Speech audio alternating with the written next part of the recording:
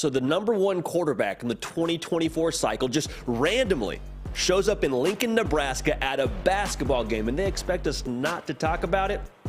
Don't think so. Welcome into the Hard Count. This is the People's Show for every single thing that you and I both know and love about this beautiful game of college football. We are fired up that you're here. We got content, like I said, every single day, live twice a week. We have a ton to jump into in just a few minutes. I want to talk about this Dylan Raiola recruitment. We're not breaking news. We don't have anything super new and informative to talk about, but we do have some thoughts. Going to be joined by national recruiting analyst for us here at On3 to break down the recruitment of Dylan Raiola. The RPM machine just kind of keeps pumping. The recruiting prediction machine, rather, just kind of keeps Raiola along. Going to give you our thoughts on that and our thoughts on where his recruitment stands right now. Also, imagine being scared to draft Bryce Young. Just sit with that for a second. The Heisman Trophy winner of a couple seasons ago competed at the highest level of football, at the high school level, at the college level, and you're scared to draft him because he's a few inches shorter than you would like? We got to unpack that one because somebody did actually say they would be scared to death to draft Bryce Young. I don't know if you can tell, but we would not fall into that category here on this program. The college football stars of tomorrow. Who is set to absolutely break out in 2023? We called our shot a season ago. Marvin Harrison Jr. was in that batch. We told you they were set to break out, and Marvin Harrison Jr. ended up doing what he did. So we're going to give you a list of players that is not all-encompassing, but some of the early characters that we think are going to have an enormous 2023 season. In spring football, for some programs, is already up and rolling. Some schools start, I believe, in the next couple weeks. Vanderbilt gets spring football rolling today, just a few miles down the street from us here in Nashville, Tennessee. What are the top battles? On3 put out a top 5 list on Twitter. I just want to break down some of these battles because a lot of them will have implications on the college football playoff race. Battle going on in Athens, Georgia. Battle going on in Columbus, Ohio.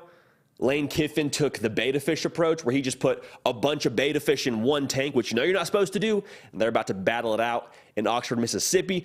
I'm going to give you our thoughts, our feelings on that, and then at the end of this show, you know how we do it around here, and if you're new, welcome, but how we do this at the end of the show is you join the party. If you're not yet following me, at JD Piquel, that's the medium which we get to hear from you, and I posed a question a couple weeks ago, and I said, if you could change one thing about college football, whether it be a rule, whether it be the TV schedule, whether it be the calendar as a whole, what would it be? We got a lot of really good, a lot of really creative responses from y'all. So Nick Brake, Keeper of the Q, going to join the show, and we'll unpack those in its entirety. Like I said, I want to get to Dylan Raiola here in just a few short minutes, but this is a headline that has surfaced in the last 24 to 48 hours that we need to address. ESPN's Todd McShay went on the record saying he would be scared to draft Bryce Young. Now, that was the headline. What he also said, though, was he would bet on it. He thinks he's a great player, but he's scared to draft Bryce Young because of the fact that he is, according to a scout, 5'10 and a half, 195 pounds. Now, for those of you that don't know, that is less than ideal size for an NFL quarterback. But we just need to stop this narrative in its tracks. We need to stop this right now because the opportunity cost is something we're not totally taking into account here if we're not drafting Bryce Young. The possibility is you draft Bryce Young and he gets hurt and then you lose your top pick and you wasted a bullet, right? Like that's the concern. That's what would make you worried. What about it this way, though? What if you don't draft Bryce Young, you miss on a Hall of Fame quarterback? What if you miss on what Bryce Young could be? Are we taking that into account? I'd be scared to death to not draft Bryce Young. Now, this is not an NFL show. You know we love college football here. We are college football-centric exclusively, but we got to go to bat here for our guy Bryce Young. If I'm a GM, I'm worried about losing my job for making the wrong decision with the #1 pick and drafting somebody who gets hurt. Let me tell you this. If you draft somebody at #1, it's a gamble, right? Whoever it is, whether you take Bryce Young, CJ Stroud, Anthony Richardson, you're betting on somebody.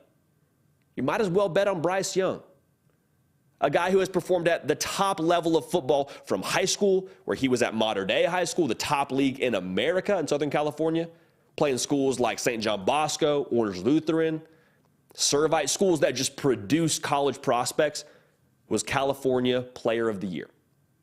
All right, then he gets to the collegiate level, plays in the SEC, or as we call it fondly on this program, NFL Junior, wins the Heisman Trophy. He was never, ever like an injury guy at any of those stops either. It was never a matter of, I hope Bryce Young can play this week. There was never the thought going into the year of, well, if Bryce Young stays healthy, because we know he has a tendency not to do that. No. Bryce Young's never had a big highlighted asterisk next to his name saying injury issues. That's not the case. I know he was hurt at times this past season, but that's a new thing for Bryce Young. That's not something we've had concerns about with him for the duration of this year. I got more thoughts on this, but if you have not yet subscribed to the On3 YouTube channel, we would love to have you a part of this, all right? College football content all year long. Like I've said before, we want you locked in. Follow me on Instagram and on Twitter at JD Piquel to make sure you're staying up with every single thing that we got going on this platform. We're live twice a week. Now, like I was saying, Bryce Young dominated at all levels of football, high school, college. I don't expect it to be different at the professional level. But what I would also say is, you can't look at the NFL game and just somehow take the sample size at college and say, well, yeah, that's great, he did that in college. It doesn't matter, right? Like you can't say he did that in college. He did that for Nick Saban. He did that with Alabama in the SEC, but doesn't translate. In what world does what Bryce Young did not translate? It's not like he was Johnny Manziel, and there's no Johnny Manziel shade on this program. I'm not anti-Johnny Manziel, but you don't look at Bryce Young and say he played backyard football and he just scrambled away and made things happen. Bryce Young played within a system, an NFL system at Alabama, and put up numbers. You could make the argument last season, Alabama would have been substantially worse, would have been in more trouble from a wins and loss standpoint, had Bryce Young not did the things he did for you. So I'm not buying into this thought process that Bryce Young somehow is this enormous risk to take. Could he get hurt? Sure. You know what else? Everybody else can get hurt too as a quarterback. Like, you're always one hit away. And that's how Bryce Young plays the game, right? Like, he is going to stand in there and take a shot for his team. But at the NFL level, you get coached differently. It's no longer a, hey, Bryce, when you get out of the pocket, maybe think about sliding. The conversation becomes with your offensive coordinator, whoever that is, Bryce Young. When you get out of the pocket and there is someone within sniffing distance of you, you get down. Because we have a lot of money invested in you. You want to play in this league for a long time.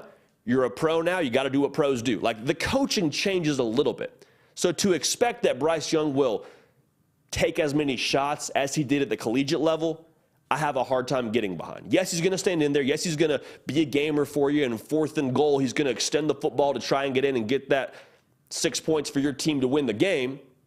But he's also, I don't anticipate taking as many shots as he did at the college level. Okay?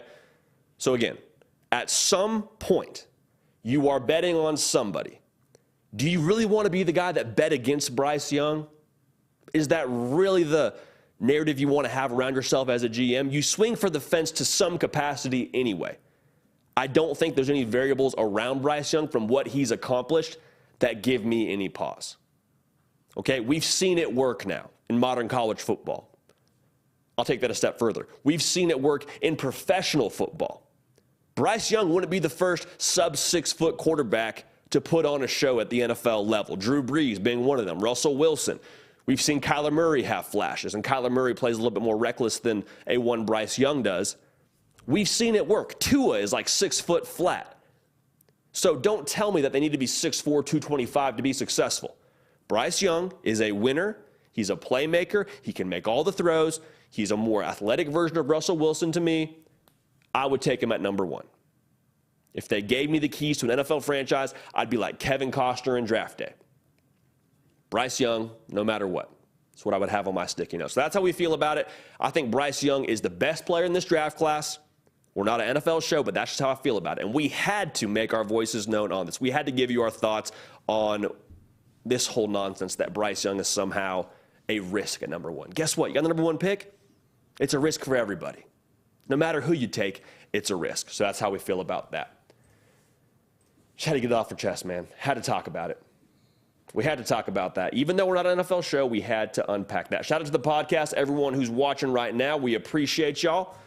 I always say it, the back row of the concert, everyone who's locked in listening, whether you're on your drive to work, whether your drive back from work, whether you're supposed to be babysitting and you got the AirPods in and you're not necessarily paying attention to the kids, it's okay. They'll be fine. We'll keep this whole thing rolling. Now, welcoming in the man, the myth, the legend, national recruiting analyst for us here at On3 to break down the recruitment of the top quarterback in the 2024 cycle, Dylan Raiola. Please welcome the man, Josh Newberg. Josh, how we living, my guy? I'm great, JD. Glad to be here. Good morning to you as well. Glad to have you a part of this, man. Now, news was broken over the weekend.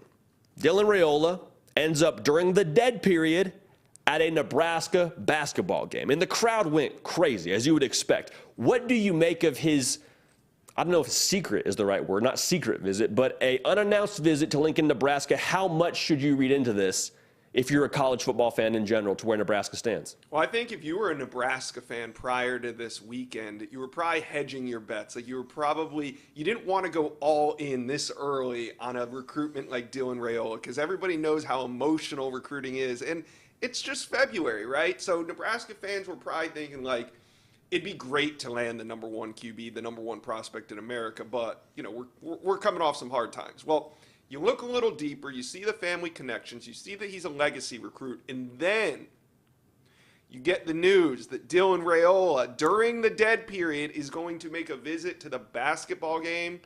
He shows up, they chant his name. Do you think, JD, if Dylan Raiola shows up to a UGA basketball game, do they chant his name at a Georgia basketball game? I don't Georgia know has that. a lot of 5-stars come through that place. That's very true. I don't know that they would, but I would just say this. They build them different in Lincoln, Nebraska. Like the fan base in Lincoln, Nebraska is a whole other beast. They've been selling out for how many years, Josh?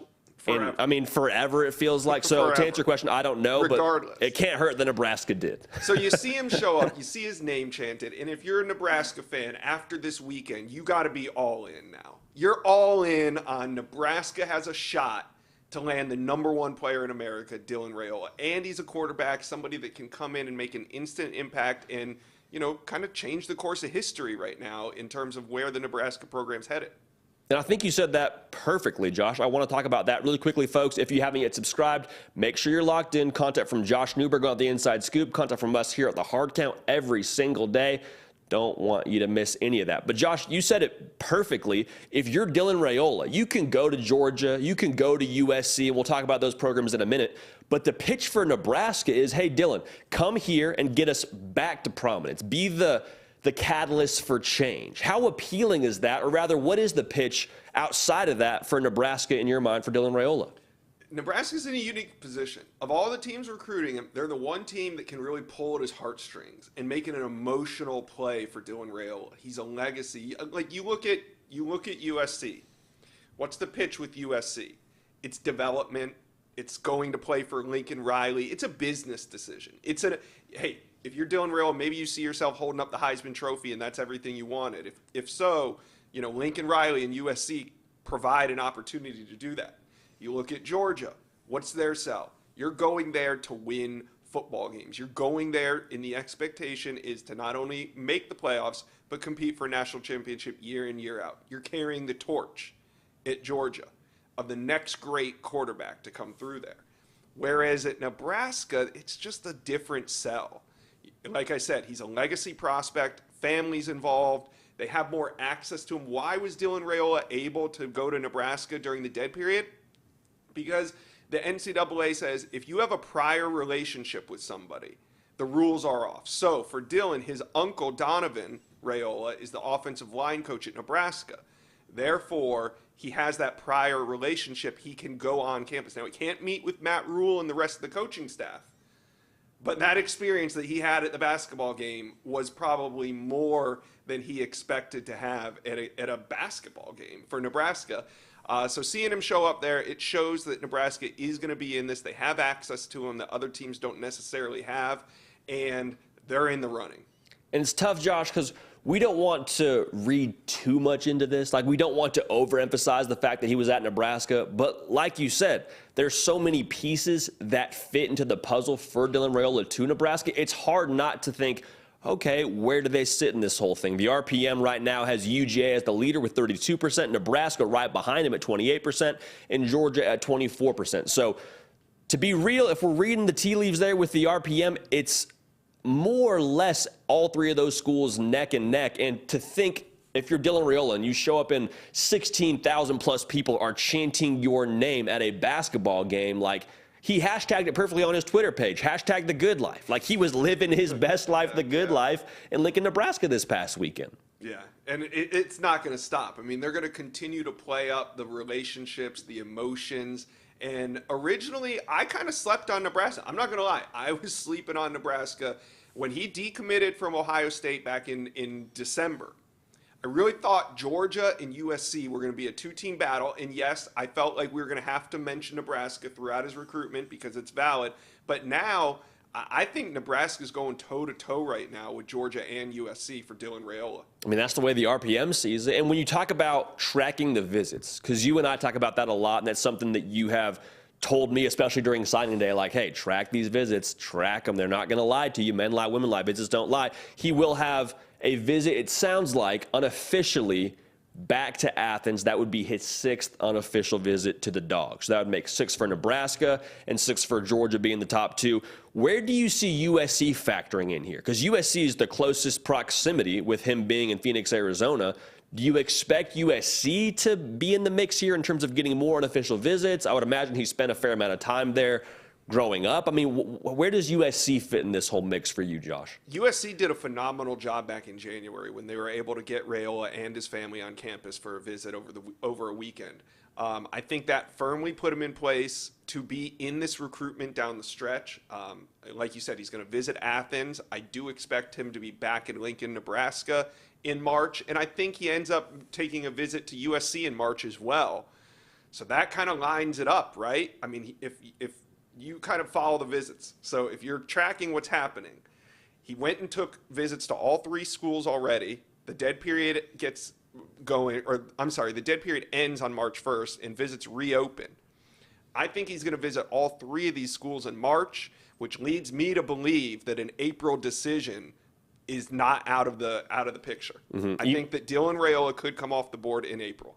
And even the good people at Husker Online are saying, hey, there's still a Georgia visit that is likely going to happen in March. Correct, Josh? Yes. Okay, great. I want to make sure we're on the same page there. But you said this, too, when we were talking in the office.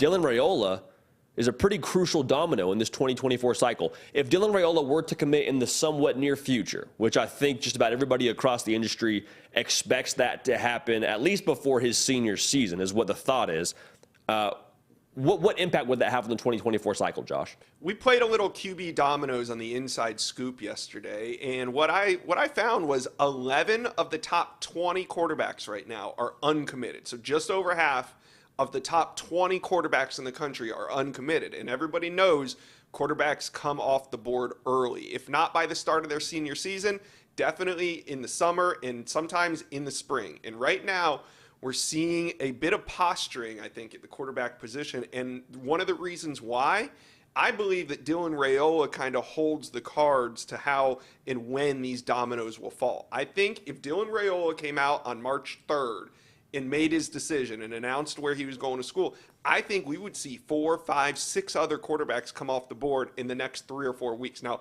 Dylan Raiola is not going to do that. Therefore, I think we're going to see these quarterbacks kind of stay where they're at. And if Raiola does make an April or even early May decision, I think we'll see a good bit of the top 20, maybe 75%, committed sometime by the start of summer or early summer. And I think that the reason why is they're waiting to see what Dylan Raiola does. It's hard to blame him. It's very hard to blame him with how talented he is. Again, the top quarterback in the 2024 class. Charles Power loves the way that he can throw off platform, says he has advanced arm talent for where he is currently at the high school level. I want to ask you this question, Josh, before we get you out of here, and appreciate all your time. USC has Malachi Nelson, and Lincoln Riley's a quarterback whisperer. Georgia's got a stocked quarterback room. How much pressure is on Nebraska to land the top quarterback in this 24 class in Dylan Raiola? Man, JD, they need to hire you on staff because you are hitting some recruiting bullet points that the Nebraska staff better bring to that in-home visit with Dylan Raiola. I mean, you're right. opportunity of playing time. There's a clear path there at Nebraska, whereas at Georgia or USC, yeah, they take great quarterbacks year in, year out. So I do believe that that's yet another selling point that the Nebraska staff is going to use when recruiting Dylan Raiola. It's going to be fascinating to watch this whole thing unfold. Nebraska's putting on the full court press, no pun intended, with the basketball game, but Nebraska, it sounds like, according to the RPM, very much in this, right behind Georgia with USC at third place, according to the RPM right now at on3.com. Well, Josh, appreciate your time. Folks, if you haven't yet, give Josh a follow on Twitter and make sure you watch the Inside Scoop on the On3 YouTube channel. Tons of in-depth recruiting analysis from Josh as he brings on other experts from the On3 network. Appreciate you, Josh. See you, JD. Thanks. Again, that's Josh Newberg, the man, the myth, the legend, giving us some of his time to break down Dylan Raiola's recruitment. I'm telling you, we're going to watch that thing like a hawk. Make sure you're subscribed. Make sure you're locked in. One more shout out to the podcast, man. Y'all are phenomenal. The podcast, Nick, has been cooking. Like, our numbers were solid during the season, but after we got out of season, y'all have just been consuming content like it's your job, and it's actually our job to produce the content. So it's a huge help for us. So thank you for that. Shifting gears here a little bit, Dylan Raiola, we all anticipate will be a star when he gets to the collegiate level. But when we look at 2023, who are the potential breakout stars for this coming season? Who's poised to jump onto this scene? A couple of these guys flashed last year, but I think they take center stage in the 2023 season. There's a couple of combos here, meaning I got a team that I like, but more than one star on that team or more than one projected breakout star on that team that we need to talk about. And the first team that is the Tennessee Volunteers. They have Joe Milton and Squirrel White, the quarterback wide receiver duo, and I think they will both break out. I think they will break out because of each other. All right, let's start with Joe Milton. One of the strongest arms in college football. It broke the internet more or less when he threw an orange 120 yards at the Orange Bowl practice, which is just a hilarious feat that they said, hey, Joe, how far can you throw this orange? And he just goes and chucks it, and they get it on video, and that's how you go ahead and get drafted if you're Joe Milton. But in all seriousness, his ability to stretch the field, like there is never going to be a time as a safety that you are too deep, meaning you have too much depth to try and defend against that deep pass. There's never going to be a part where you're out of range of his arm strength. And one reason why I think he's set to break out is because he has Squirrel White, who popped in the Orange Bowl, and who I think is also set for a big season. Now, Squirrel White, according to the catapult technology they hook up to players during practice, it tracks your output and your speed during practice. His top speed during practice, 23 miles per hour. All right, that's speeding in some school zones. Okay, so Squirrel White being able to sort of fill that role that Jalen Hyatt left and all that production that he left, double-digit touchdowns, Squirrel White, I think, is set for a very big year. And just think about it this way. In Josh Heupel's offense, they are trying to set up areas where there is a one-on-one matchup for the wide receiver and a ton of real estate to throw to for the quarterback. So the way that I'm seeing this, you give Squirrel White one-on-one, he's going to run by that DB with a lot of green grass for Joe Milton to throw to. I think they're poised for a very big year. Now, Joe Milton's not going to have to be Hendon Hooker, but he is going to have to be dialed in like he was in the Orange Bowl. If we see Orange Bowl Joe Milton and Orange Bowl Squirrel White, and Squirrel White had 9 catches, 108 yards, and 2 touchdowns in that bowl game, they're going to be a problem for college football. I don't anticipate the Tennessee offense taking a step back, and both Joe Milton at quarterback and Squirrel White at wide receiver is one of the big reasons why. Got some more breakout players for you. But if you haven't yet subscribed, we'd love to have you a part of this, so lock it in, subscribe. Also, follow me on Instagram and on Twitter at Jody Pickell. Just a great way for us to hear from y'all. Okay, now, the next player I want to talk about is Isaiah Bond, wide receiver for Alabama. What was one of the main complaints you heard from the Alabama fan base this past season? Hey, we're not stretching the field enough. That's great we have Jahmyr Gibbs. Bryce Young is doing all that he can, but we need somebody to pop the top on a defense. Isaiah Bond is going to do that for you in spades this coming year. He is a track champion in the state of Georgia in the 100 and 200 meters. Translation, my guy can go. All right, he knows how to burn.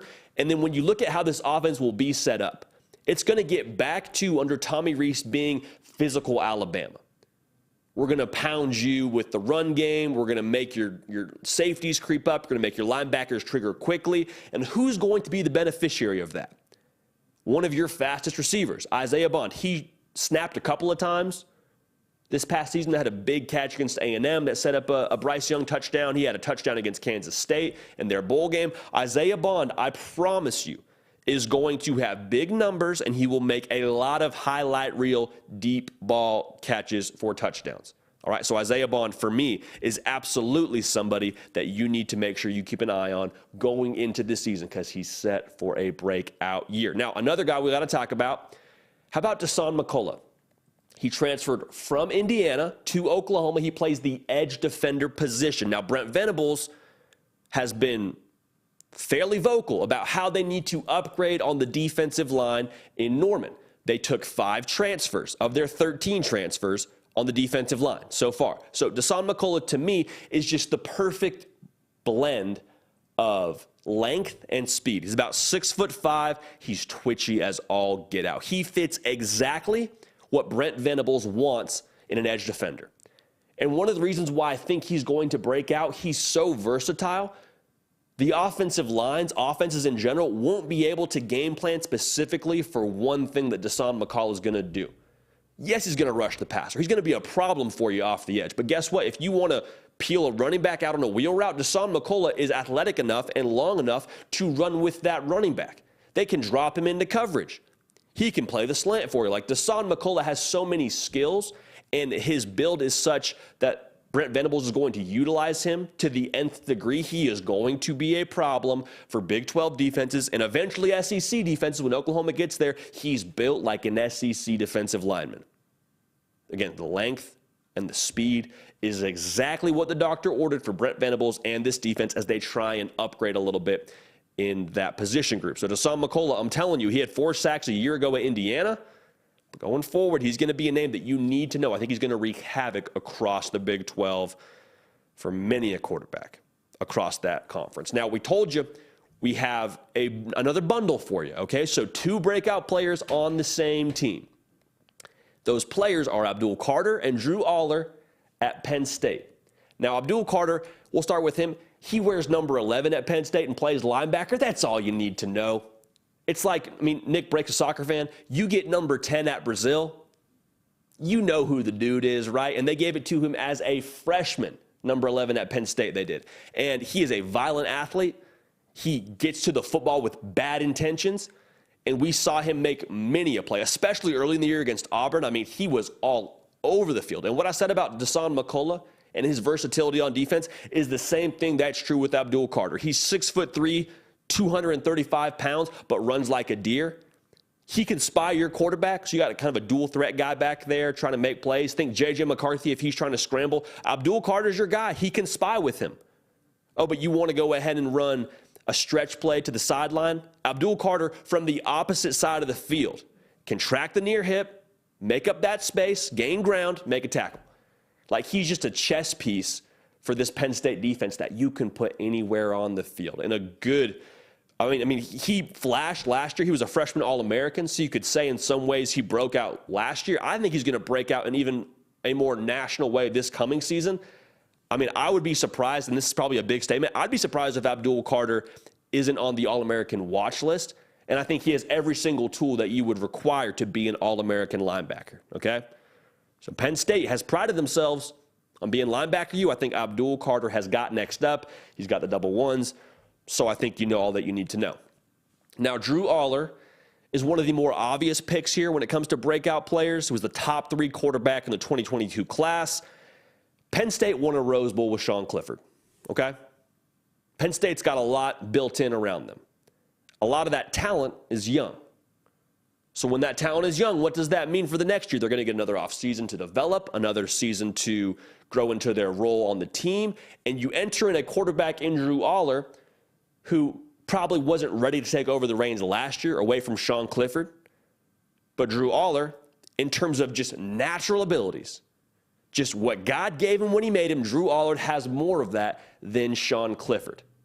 I mean, he's a big body, 6'5", 238 pounds. He just commands the football around the field. Some of y'all remember watching him when he tagged into the game against Purdue for Penn State early in the year because Sean Clifford was cramping or something to that effect.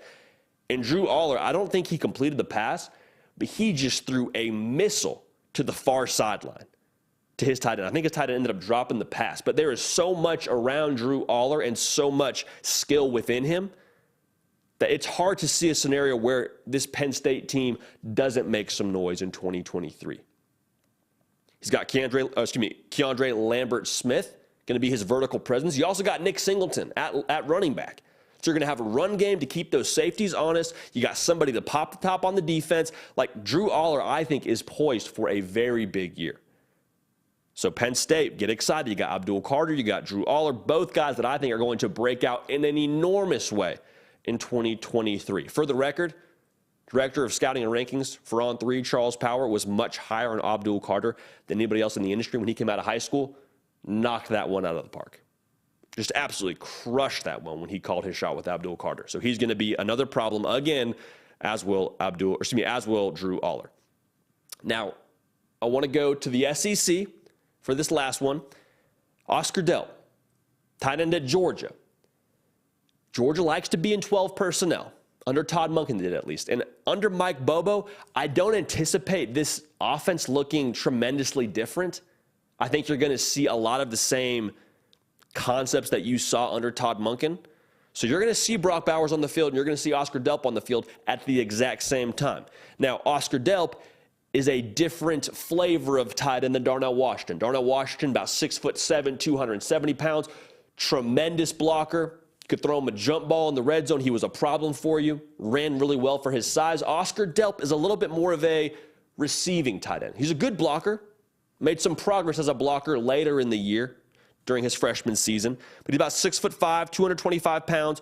Charles Power, out of high school, liked Oscar Delp's fluid athleticism, which you don't always see for someone that's about 6'5", 225 pounds. To be able to catch and run the way that he does, he's going to make some plays for you.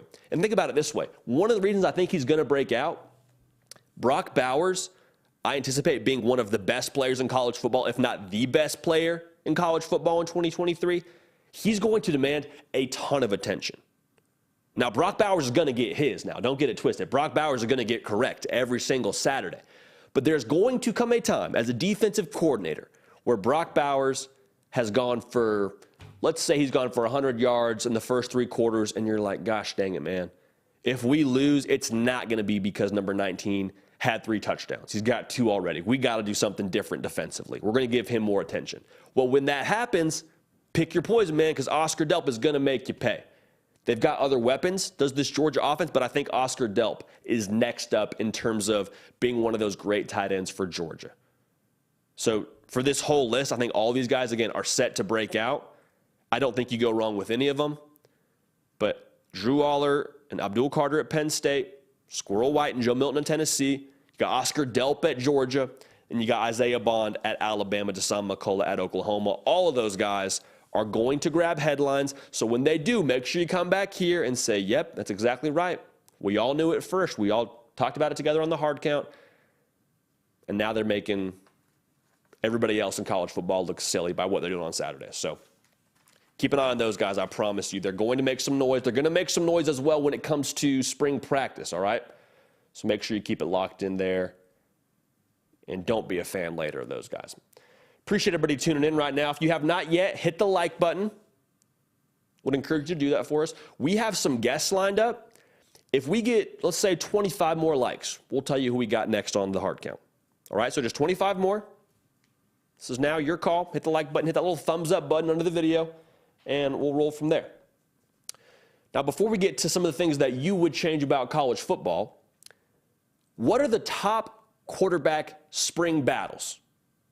On3 put out a list, I want to say it was right around a week ago, of 5 specific battles going on around the country. And I think we need to break them all down because they're all unique in their own different way. And a couple of these will have college football playoff implications in a very big way. And the first of which is the Georgia battle. You got Carson Beck versus Brock Vandagriff versus Gunnar Stockton. And the way that I look at it, this offense itself, yeah, you lose some guys. But for the most part, it's ready-made for the right driver. Again, I don't expect Mike Bobo's offense to be wildly different than what Todd Monken did. Okay? Now, there may be different innovations that Mike Bobo brings to the table here. They might call it a little bit differently, but schematically, I think it'll be very, very similar. Now, Stetson Bennett, I think, proved a lot of people wrong over the course of his time at Georgia. But what made him so good? Yes, he's got some physical tools, but what made him really good at Georgia, what made him a national champion 2 times, was the fact that he knew the offense so well. He knew all the nuances of the car so specifically. And any of y'all that have driven an old car, you know what I'm talking about. Hey, man, you want to hook up to Bluetooth? Well, you got to make sure you bend the cord just right and hold your phone directly towards the sun so it heats up and you get to the Bluetooth. You know what I'm saying here? Just the little quirks of the car.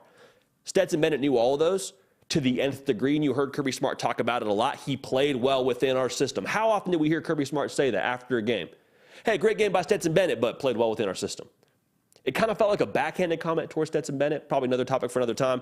But the fact of the matter is, any of these guys, whether it's Beck, Vandergrift, Stockton, any of these guys can win a third for you, all right? They could get it done. But in order to do that, they have to be extra familiar with the system. They have to be extra familiar with the car like Stetson Bennett was. You got Brock Bowers, you got Oscar Delp, you got Dominic Lovett. You got a lot of pieces here, but are you able to operate the car in a similar fashion to which Stetson Bennett did? I personally believe it'll be Carson Beck based on what we saw in the national title game and based on the buzz around him close to Athens. But it'll be a duel, man. They'll let him have it out. New OC should be a lot of fun to keep track of. Make sure you're subscribed. Make sure you're following me on Instagram and on Twitter at JD Piquel. This channel, The Hard Count, we got you covered, all right, on the On3 YouTube channel. 12 months out of the year. We don't want you to miss a thing, so keep it locked right here. Now, another battle we need to look at. The Ohio State Buckeyes have not one but 2 5-stars in-house. I've said it before, the most luxurious question mark in all of college football is who are the Ohio State Buckeyes going to play at quarterback? You got Kyle McCord from the 2021 class, was a 5-star. You got Devin Brown from the 2022 class. Both these guys can play. And the difference to me between Ohio State and Georgia in this scenario is whoever ends up being the driver for Ohio State is driving a Ferrari. Georgia's a Ferrari too, but how many of you know this? If you end up taking over the Ferrari at Ohio State, we're not going the speed limit, we're not playing it safe, but you can't crash either. All right, it's not going to be this thing where we just hand the ball off and we'll sort of take some time off the clock and we'll dink and dunk and just make sure you're comfortable. No, man, we got Marvin Harrison Jr. on one side. We got Emeka Egbuka on the other. We are airing this thing out. You better be able to go 85 because we need you to, all right? But also, you better not crash and burn. You can't be throwing picks for us here when we call 4 verts. So it's sort of this balance of being able to drive the car safely but also go at the pace that's required. Now, if I were just to pick an entertainment value in terms of quarterback races, if I were able to just peel back the curtain and sit and watch any spring practice that I could, the quarterback battle at Ohio State would be a fun one to watch. I think that'll be like a heavyweight bout. Just these 2 quarterbacks going back and forth. The rumor from people close to Columbus is that this is Kyle McCord's job to lose. Now, Devin Brown, extremely talented. Okay, extremely talented. I venture to believe he will make it very difficult on the staff there at Ohio State. But Kyle McCord, right now, if we had to place a bet, would be who we would bet on. But again, it will be a heavyweight bout. You're driving a Ferrari. You can't go slow and you can't crash. So that'll be a whole lot of fun to watch. How about the Nebraska Cornhuskers? You got Casey Thompson, who started last year and I think gets a bad rap when he was healthy and when he had things somewhat stable around him. I thought he played pretty well. I thought Casey Thompson did a pretty solid job. Then you got Jeff Sims, who the word when you think about Jeff Sims that comes to mind is tools. So many gifts for Jeff Sims. He's about 6'4", 220 pounds, rocket for an arm, over 20 starts at Georgia Tech. He's transferring in. He's going to try and take the job. Okay, now this battle I think will go back and forth, but we had Matt Rule, head coach for Nebraska, on the hard count. I believe it was around a week ago, and we asked him straight up, what's it going to take to start for you at Nebraska? What's it going to take? And he said, you got to have the it factor.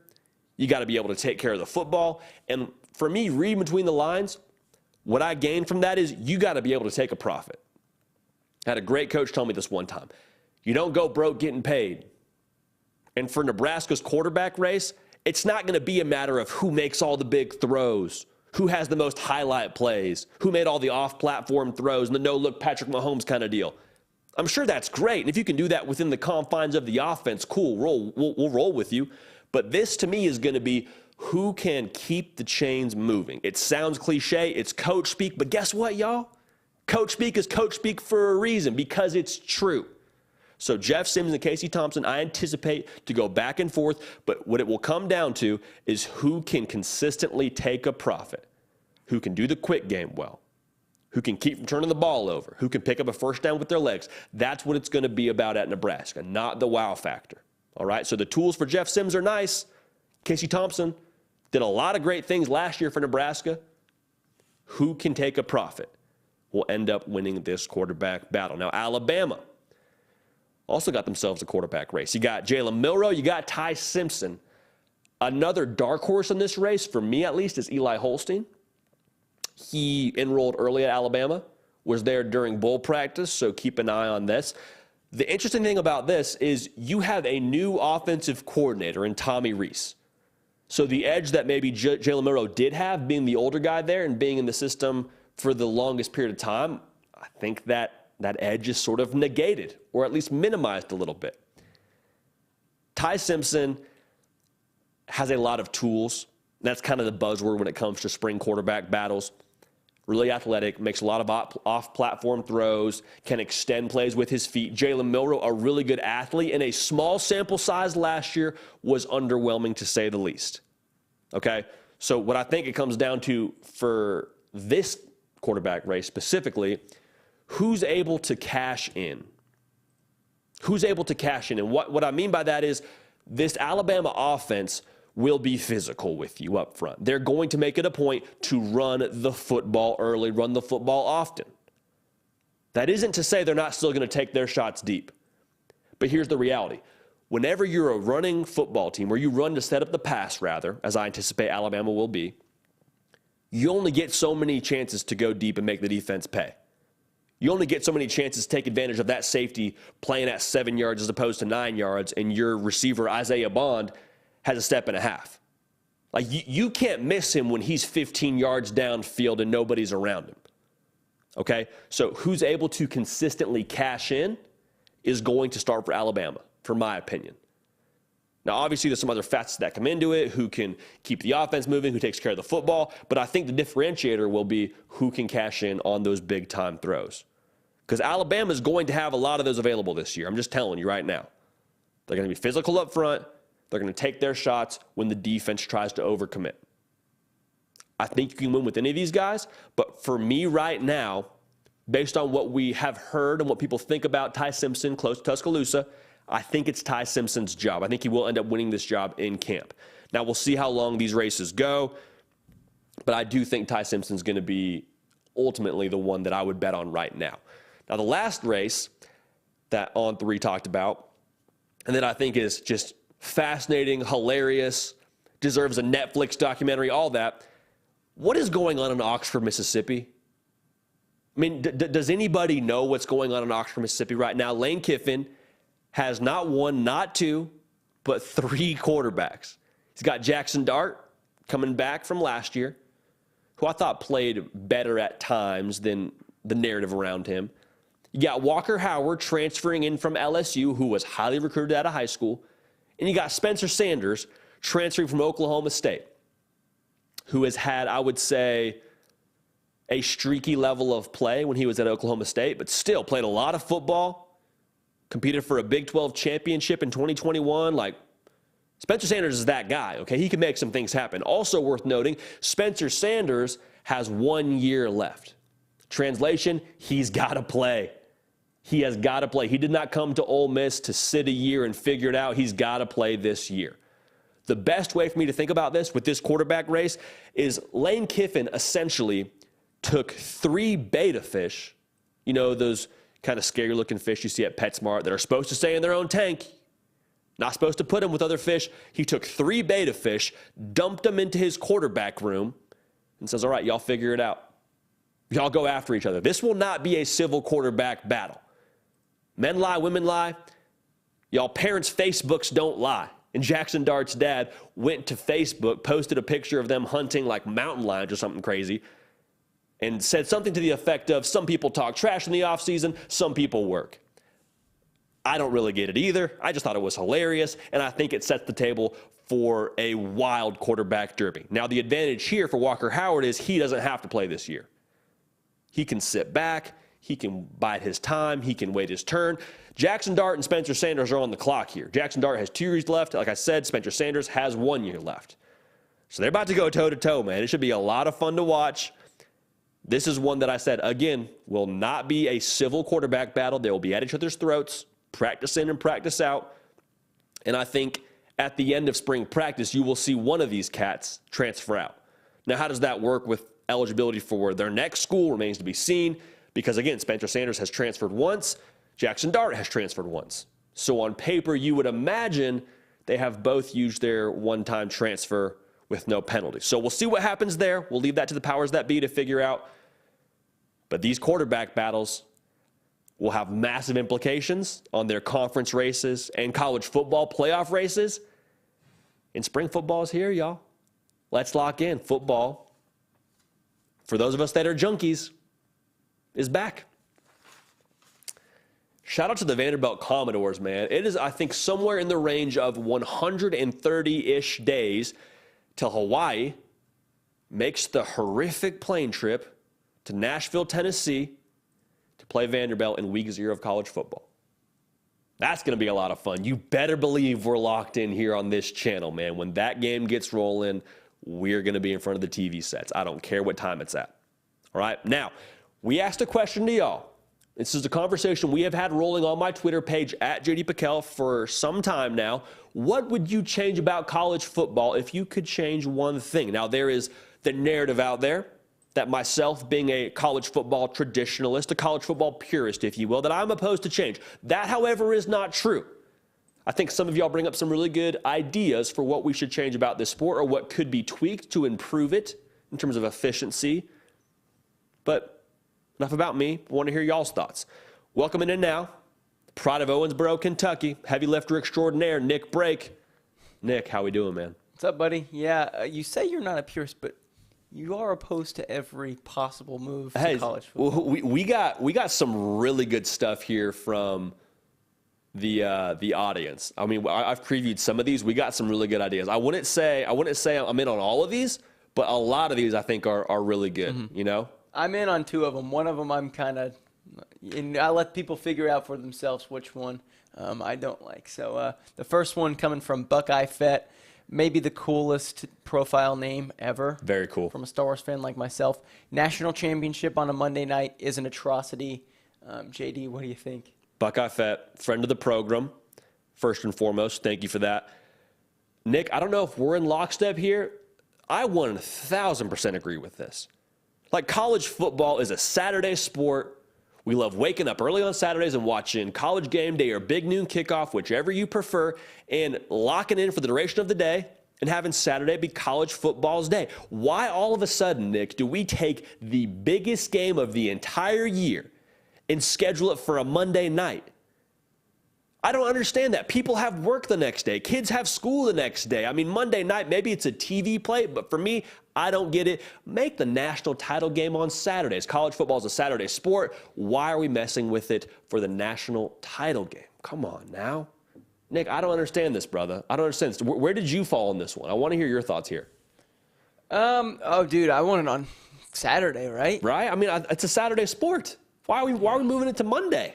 Yeah. What are we doing here? And Mondays are the worst. Who likes Mondays? I'm in no way, shape, or form an anti-Monday guy, but I would also say I don't want my national title being played on a Monday. That feels like counter-intuition to me. So, I mean, what do I know, though? Also, folks, we get 15 more likes. We'll tell y'all who we got queued up for our next guest on the hard count. Hint, it is a Power 5 head coach. All right? So if you want us to tell you live, we'll do it right now, but we need 15 more likes in order to get that done. Nick, what else we got on here, brother? Next question. This one's coming from Preston Gant, at the PG Show, another friend of the program. He is. Remove the FCS teams you play in the regular season and allow teams to play FCS teams in the spring. Okay. I like that one too. I'm not against this. Here's my one pushback here. We see spring games, and there's a lot of guys that are wearing non-contact jerseys. I shouldn't say a lot, especially quarterbacks. Quarterbacks, for the most part, traditionally in a spring football game, are considered non-contact. My question would be, do we allow our quarterbacks to then be considered available for hitting in the spring football game?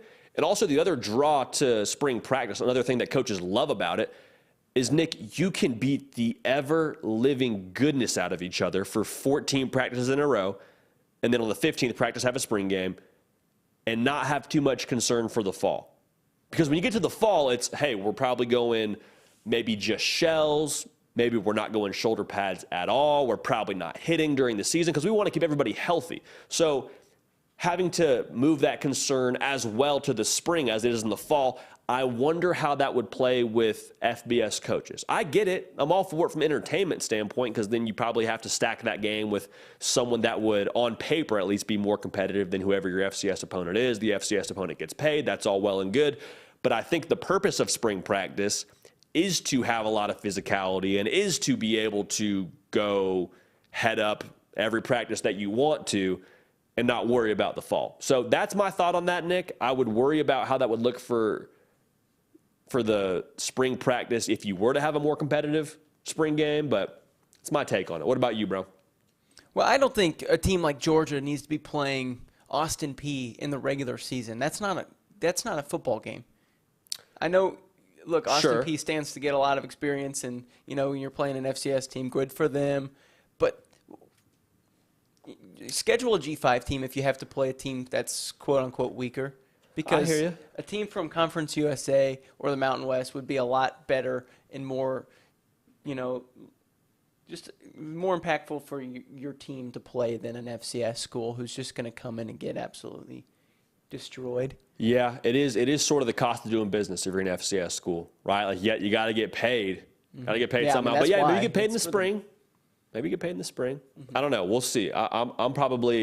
I'm going to go the other way on that, but I respect the thought behind going to an FCS team for their spring game. We got one more on here, Nick?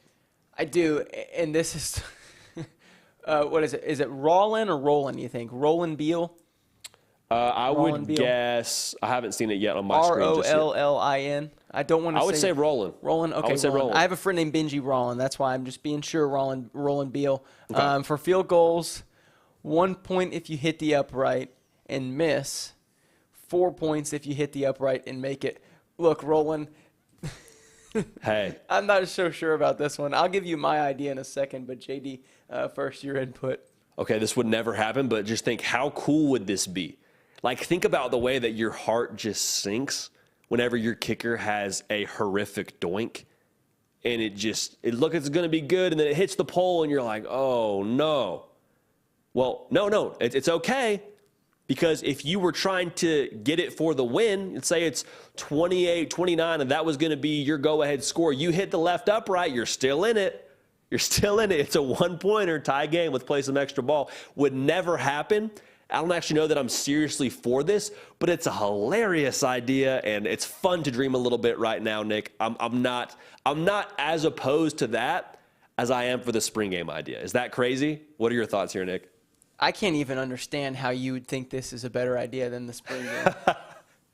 Well, I mean, think about it this way. It adds another layer to the sport. People are always trying to switch it up. I'm not actually in favor of this, but just if we're having the brain exercise that this is right now, I'm more in. This makes a little bit more sense to me than changing the format of a spring football game. To me, at least. But you're the resident specialist.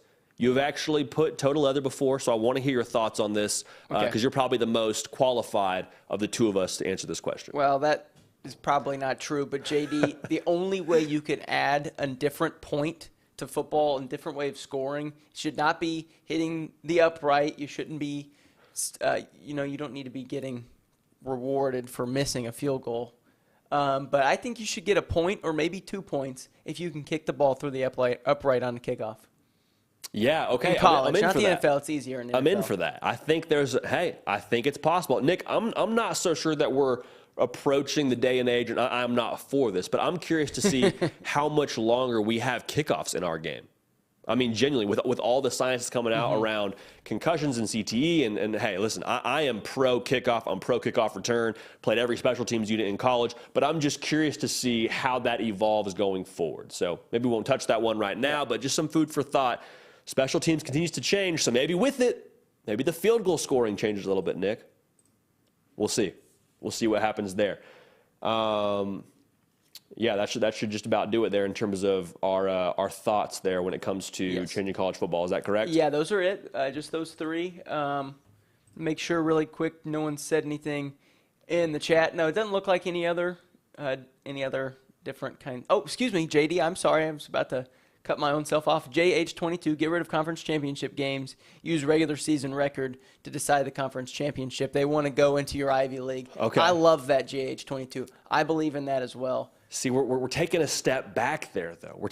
That's how it used to be determined. I believe it was like 1992 when we first played a conference championship game in the SEC. I mean, I am all for the fact that we get to have a conference title game, especially in these conferences like the Big Ten, like the SEC, where it's not guaranteed that the top two teams in the conference have played each other yet.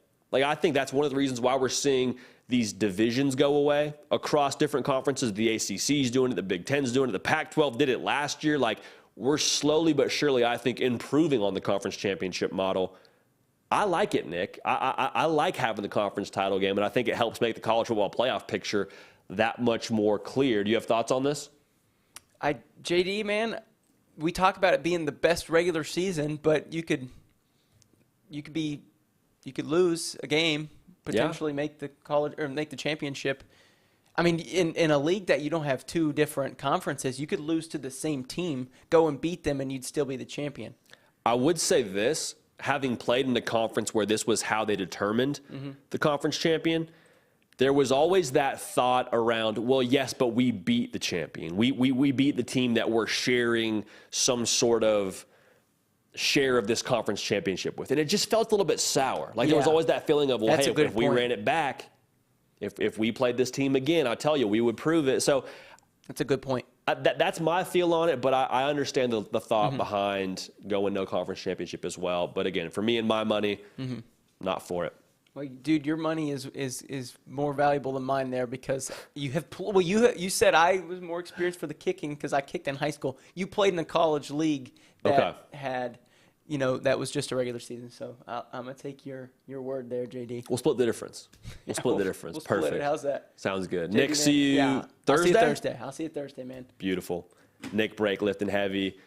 Telling you, man, keeping all the plates spinning. Got the lights, the cameras, the segments, the lower thirds, doing everything you see here. There's a reason why we call him the heavy lifter, folks. Well, if you're new here, if you tuned in just to hear us talk about Dylan Raiola, you found your spot. We talk college football every single day. We do this long-form show live twice a week. And if you're subscribed and you got the bell notification hit, you're going to know when we go live. And when we go live, it's a party. I promise you, we get in the live chat. We hear from y'all. Again, hit me on Instagram and on Twitter at JD Pakel. That's where we have these conversations that we then move to this live operation.